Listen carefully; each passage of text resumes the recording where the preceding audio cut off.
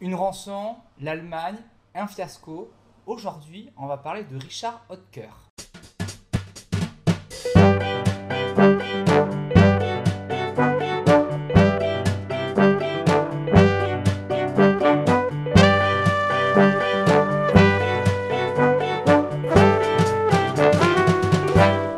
Alors la compagnie Hodeker, elle est bien connue, vous la connaissez notamment pour ses pizzas. La donna è mobile. Qual piuma al vento. Ristorante. Toutes les saveurs du restaurant italien. Hodeker, vous connaissez probablement ces pizzas, mais ces pizzas, elles ne sont pas italiennes. Et oui, elles sont allemandes. Le groupe Hodeker, c'était un vieux groupe, il a été créé en 1891 par Rudolf August Hodeker, qui a trouvé ce principe chimique qui permet de préparer des gâteaux à partir d'une base chimique. Donc il a inventé cette préparation pour gâteaux et il s'est diversifié par la suite. Alors en fait, c'est surtout son fils qui va diversifier à l'international son groupe.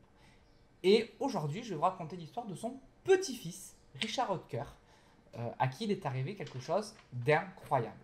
Richard, il étudie la brasserie. Bah ouais, la brasserie apparemment ça s'étudie. C'est le 14 décembre 1976, alors qu'il a 25 ans, que tout bascule. Richard est en effet kidnappé. On l'embarque dans un coffre de voiture, on lui lie les pieds, on lui lie les mains et on va l'enfermer dans une boîte. Sauf que le ravisseur a une idée. Il se dit, pour que Richard Hodeker soit tranquille, qu'il ne se débatte pas, qu'il ne fasse pas de bruit, il va mettre un système d'électrochoc. Alors attention au génie, parce que dans cette boîte, on ne peut ni s'asseoir, ni se coucher, donc la position est particulièrement désagréable, et ce système d'électrochoc est prévu pour s'enclencher dès le moment où Richard Hodeker peut commencer à se plaindre, à faire du bruit. Résultat, vu qu'il n'est pas très à l'aise dans la boîte, il crie, donc il reçoit des électrochocs, mais des électrochocs, ça fait mal. Donc, après avoir reçu une première série d'électrochocs, il continue à crier, ce qui fait que les électrochocs ne s'arrêtent pas. Donc le résultat, c'est qu'en plus des électrochocs, eh bien, il aura les deux fémurs et deux côtes brisées. Le ravisseur Dieter Zloff, qui est un mécanicien slovène, demande une rançon de 21 millions de Deutschmark à l'époque pour le libérer. La famille accepte, la capture aura finalement duré 48 heures. Alors il faut savoir qu'on est après les années 68, on est en 76 et Richard Hodeker c'est le premier, mais il est le début d'une longue série de patrons qui vont être comme ça kidnappés et pour lesquels on va demander une rançon. Donc là la rançon est payée, par la suite ça se fera beaucoup moins parce que justement on a de nombreux cas comme ça d'une violence qui s'exerce contre les patrons d'entreprise.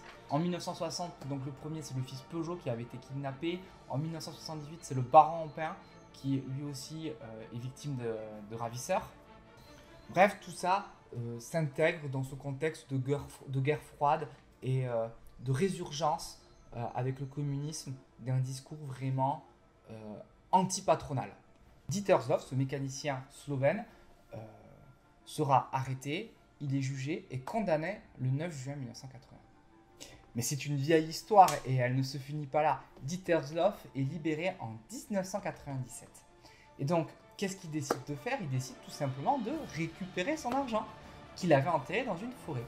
Donc, il repart dans la forêt, il retrouve la cachette de la rançon, ses 21 millions de Deutschmark, il les récupère. Alors là, pas de bol, parce que l'inflation est passée par là. On est bientôt vers l'euro, donc ça ne vaut plus 21 millions de Deutschmark, ça vaut beaucoup moins, je crois que ça a perdu à peu près un tiers de son prix. Mais il décide quand même, évidemment, de récupérer son argent. Il va essayer de le changer en Angleterre. Donc le voilà parti en Grande-Bretagne, mais il va se faire avoir. Il se fait arrêter et le revoilà recondamné pour 2 ans de prison pour blanchiment d'argent. Alors, Richard Hodeker, qu'est-ce qu'il est devenu? Eh bien, il est patron, toujours, de Hodeker. C'est lui qui dirige aujourd'hui l'entreprise. C'est grâce à lui que vous pouvez manger de succulentes pizzas allemandes et des gâteaux, puisqu'il continue à faire des gâteaux. Mais il souffre toujours de ses blessures. Si vous regardez des photos, vous verrez qu'il est toujours avec des cannes. Donc, ça lui a laissé des marques à vie, cette expérience. Et quant à Dieter Zloff, eh bien, j'ai envie de vous dire que la moralité de cette histoire, c'est que le crime ne paie pas, mais les gâteaux, oui.